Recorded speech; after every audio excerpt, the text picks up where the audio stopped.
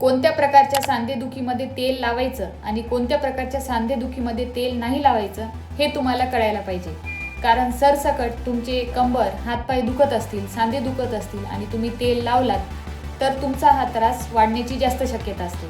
ज्या वेळेस तुमच्या सांध्यांवर सूज असते, पोट व्यवस्थित साफ होत नाही, पोट गच्च राहते, नेहमी तोंडात चिकटा आणि शरीरामध्ये आळस आलेला असतो, त्यावेळेस तुमच्या शरीरात आम तयार झालेला असतो. आणि जेव्हा आपल्या शरीरात आम तयार होतो तेव्हा जर तुम्ही तेल लावलात तर तुमचा हा त्रास वाढत जातो.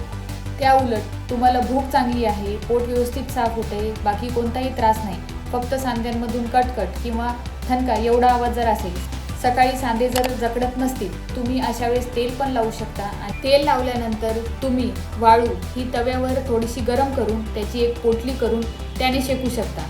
पण जेव्हा तुम्हाला आमवात किंवा सकाळी उठल्या उठल्या जर कंबर, सांधे जखडत असतील तर अशा वेळेस तेल न लावता फक्त वाळूचा शेक तुम्ही दिवसातून 2 वेळा घेऊ शकता. याने सुद्धा तुम्हाला भरपूर आराम भेटेल.